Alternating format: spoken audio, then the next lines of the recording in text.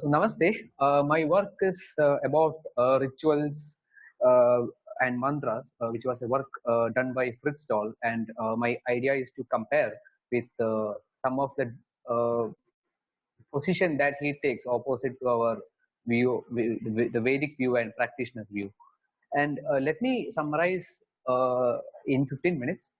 So the structure of my presentation I will give you in hand before I begin. So first I would talk about Fritzstall itself, and secondly I will come to his position on rituals and mantras and what disagreements we do have based on our shastras and from the practitioner's viewpoint, and how we can answer these gaps, and then we'll come to the conclusion. So Stahl, in fact, the previous speaker talked about him. He was one of the few scholars in the early 1970s who directly or indirectly challenged the dominant colonial narratives in the field of Indology. And he went on to study Indic traditions and rituals with actually a very positive approach. And he was then received very well and admired well back in India. But no admirations can be passed at all levels. Here we have to look at it. So I'll have to summarize some of the Stahl's position that seem to disturb the Indic narrative or the Indic way of looking at the rituals.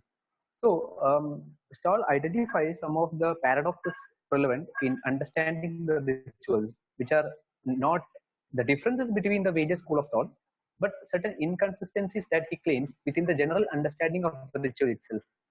We will discuss about that. So, in general, ritual is understood as a symbolic activity or perhaps an enactment of a myth or something else. But do we think about such symbolic meanings, or we rather are we concerned about such things, or are we rather concerned about the rules while performing the rituals? Similarly, are we concerned about the desires that we have in mind while we are doing the rituals, or are we only focused about the rules that we are performing? He identifies that there are no common answers or no common reasons for performing the rituals. Rather, there are general reasons which are different from individual to individual. Some of them do it without any desire, nishkama way, and understanding it as their swadharma, and some people do the same ritual for phalaprakti and as an act of symbolism, etc. So he says this inconsistency is because there is no such reason to perform it at all.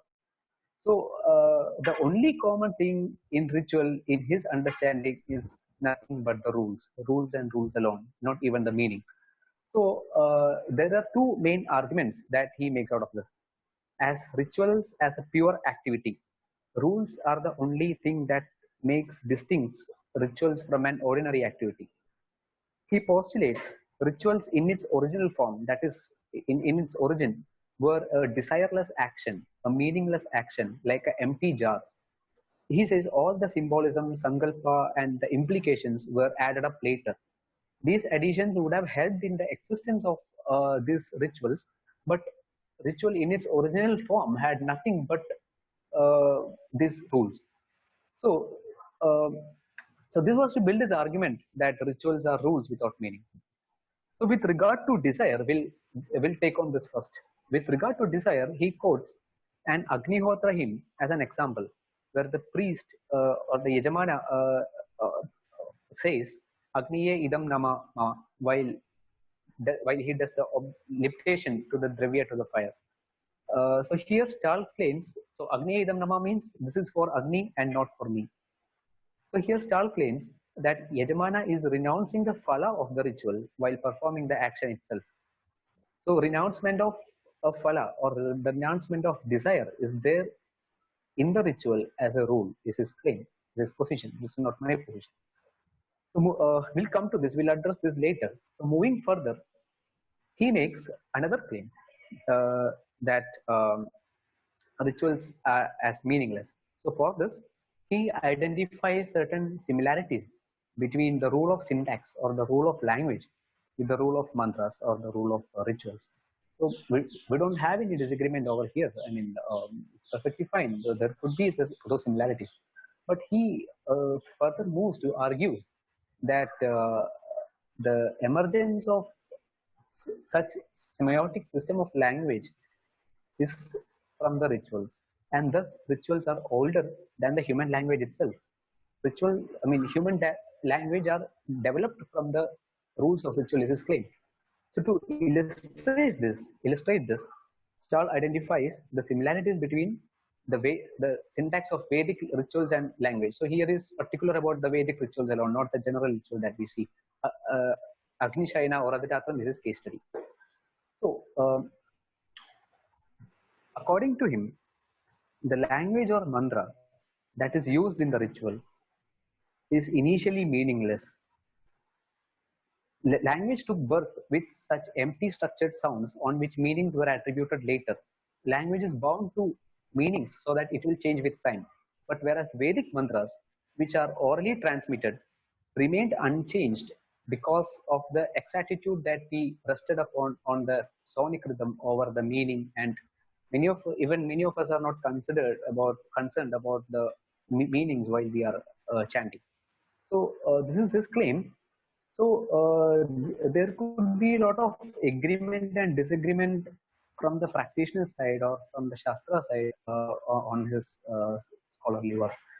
So for the convenience of presenting in 15 minutes, I have separated this argument into two. One is the desirelessness of ritual and the meaningless part of the ritual. So first we'll go to Rohit, if I can, Rohit, Yeah. sorry, if I can gently sort of interrupt, on Nagaraj had advised that, we keep the presentation to 10 minutes so that we can have about 5 minutes for a couple of Q&As from your friends, right? So I would request you to sort of keep that 10-minute this thing in mind rather than 15 minutes so that we can accommodate one or two questions, okay. Especially because as we are running a little late. So if you can sort of move forward to your conclusions, it will be good. That'll give people a chance to, absorb your findings. Okay. We'll come to the desirelessness aspect. He identified that rituals as a desireless act is quite, this is my position, that is quite acceptable among the practitioners of Advaita. But the real problem appears when Stahl mentions the ritual in their original form does not have any desire. Even the Advaitins, for them, the ability to perform an action without desire is subjective to an individual's spiritual evolution. So for them, it is the individual who approaches the ritual with or without desire. And rituals do contain a space for one to satisfy his or her karma in a dharmic way. So desireful or desirelessness is in the attitude of the person, but cannot be defined as the feature of the ritual itself. So there is also a problem lies in the example that Stahl gives, which I may not have the time to explain that. The Agniya Idam Namama example is wrong, which he gave, and I have a claim, and in the questions I can take it up.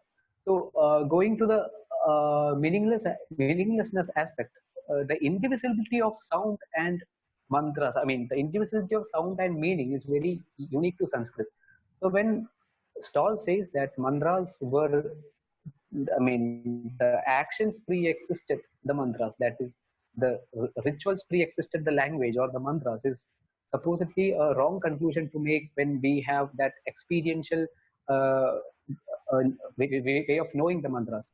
So, in order to conclude,